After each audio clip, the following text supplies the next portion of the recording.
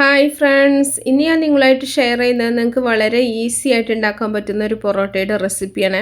ഇത് നമ്മൾ കുഴച്ച് വെക്കേണ്ട ആവശ്യമൊന്നുമില്ല കേട്ടോ. വളരെ ഈസി ആയിട്ട് ഉണ്ടാക്കാൻ പറ്റും. നമുക്ക് ബ്രേക്ക്ഫാസ്റ്റിനോ ഡിന്നറായിട്ടൊക്കെ ഉണ്ടാക്കാൻ പറ്റുന്ന നല്ലൊരു പൊറോട്ടയാണ്.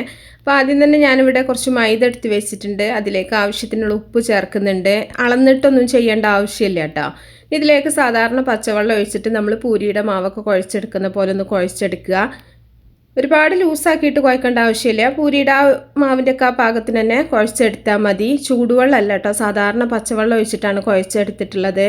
സാധാരണ നമ്മൾ പൊറോട്ട ഉണ്ടാക്കുന്ന പോലെ ഒരുപാട് സമയം കുഴച്ച് ബുദ്ധിമുട്ടേണ്ട ആവശ്യമൊന്നുമില്ല കേട്ടോ, ഇത്രയും മതി. ഇനി നമുക്കിത് ചെറിയ ഉരുളകളാക്കിയിട്ടൊന്ന് ഉരുട്ടിയെടുക്കാം. ഞാനിവിടെ ഒരു 12 ഉരുളകളാക്കിയിട്ടാണ് ഉരുട്ടിയെടുത്തിട്ടുള്ളത്. ഇനി ഇത് നമുക്ക് ഓരോന്നും ചപ്പാത്തി പരത്തുന്ന പോലെ ഒന്ന് പരത്തിയെടുക്കണം. ഇപ്പോൾ കുറച്ച് പൊടി ഇട്ടിട്ട് ഒന്ന് ചെറിയ സൈസാക്കിയിട്ടൊന്ന് ആദ്യം ഒന്ന് പരത്തിയെടുക്കുന്നുണ്ട്. അപ്പോൾ എല്ലാം ഈ ഒരു സൈസിൽ നമുക്കൊന്ന് പരത്തി വെക്കാം.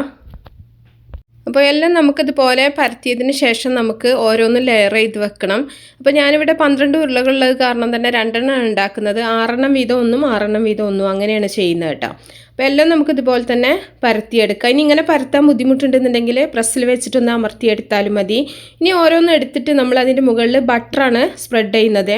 അപ്പോൾ നിങ്ങൾ ബട്ടർ തന്നെ എടുക്കുക കേട്ടോ. ബട്ടർ എടുക്കുമ്പോഴാണ് നല്ല സോഫ്റ്റ് ആകുക, അതുപോലെ കഴിക്കാനും നല്ല ടേസ്റ്റ് ഉണ്ടാവുക. ഓയിലാകുമ്പോൾ നമുക്ക് അത്രയും ടേസ്റ്റ് ഉണ്ടാവില്ല കേട്ടോ. അപ്പോൾ ഇത് നമ്മൾ അധികം കുഴച്ച് വെക്കുക ഒന്നും ചെയ്തിട്ടില്ല. അപ്പോൾ ഈ ബട്ടർ തേക്കുമ്പോൾ തന്നെ നല്ല സോഫ്റ്റ് ആയിട്ടാവും ഉണ്ടാവുക. അപ്പം ബട്ടർ തേച്ചതിന് ശേഷം നമ്മൾ കുറച്ച് മൈദ ഇട്ടിട്ട് അടുത്ത ഓരോ പൂരി അതിൻ്റെ മുകളിലായിട്ട് ഇങ്ങനെ വെച്ച് കൊടുക്കുന്നുണ്ട്. അപ്പോൾ നമ്മൾ 6 എണ്ണം ആകുമ്പോൾ നിർത്തിയിട്ട് നമ്മൾ ഒന്നിച്ച് അങ്ങോട്ട് പരത്തിയെടുക്കുകയാണ് ചെയ്യുന്നത്. ഇനി ഇതിൽ കൂടുതൽ ലെയറുകൾ വേണമെന്നുണ്ടെങ്കിൽ നിങ്ങൾക്ക് അങ്ങനെയും ചെയ്യാം കേട്ടോ. അപ്പോൾ നമ്മൾ ഒരുപാട് ലെയറായിട്ട് ചെയ്യുന്ന സമയത്ത് നമ്മളെ പാനും തന്നെ അത്രയും വലിപ്പമാണ് കേട്ടോ. അല്ലാന്നുണ്ടെങ്കിൽ പരത്തിയെടുക്കുന്ന സമയത്ത് ഒരുപാട് വലിയതായി പോവും.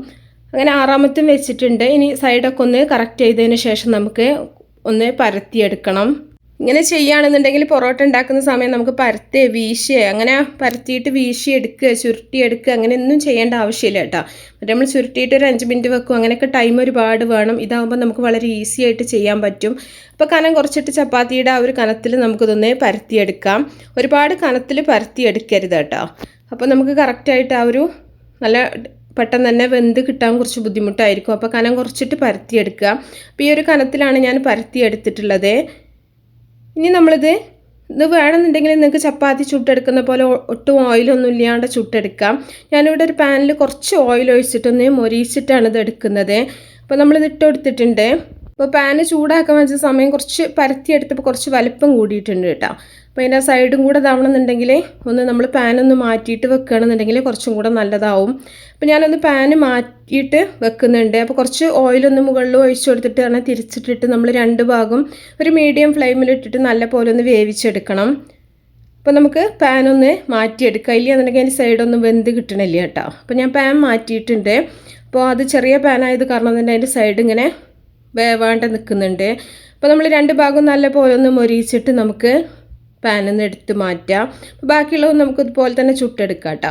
അപ്പോൾ വളരെ ഈസിയാണ്, ഒരാൾക്ക് ഒന്ന് തന്നെ മതി കേട്ടോ. ശരിക്കും നന്നായിട്ട് തന്നെ വയറ് നിറയും. നല്ല ടേസ്റ്റി ആയിട്ടുള്ള നല്ലൊരു പൊറോട്ടയാണ്. സാധാരണ പൊറോട്ട പോലെയല്ല, നല്ല ക്രിസ്പി ആയിട്ടുള്ള മുകൾ ഭാഗം നല്ല ക്രിസ്പി ആയിരിക്കും, ഉൾഭാഗം നല്ല സോഫ്റ്റ് ആയിരിക്കും കേട്ടോ. ബട്ടറൊക്കെ ഉള്ളത് കാരണം തന്നെ കഴിക്കാനും നല്ല ടേസ്റ്റാണ്. നിങ്ങൾക്ക് ഇഷ്ടപ്പെട്ട ഏത് കറിയുടെ കൂടെ നിങ്ങൾക്ക് ഇത് സെർവ് ചെയ്യാം. അപ്പോൾ എല്ലാവരും ഒന്ന് ട്രൈ ചെയ്തൊക്കെ ഇഷ്ടപ്പെട്ടാൽ ലൈക്ക് ചെയ്യുക, ഷെയർ ചെയ്യാം.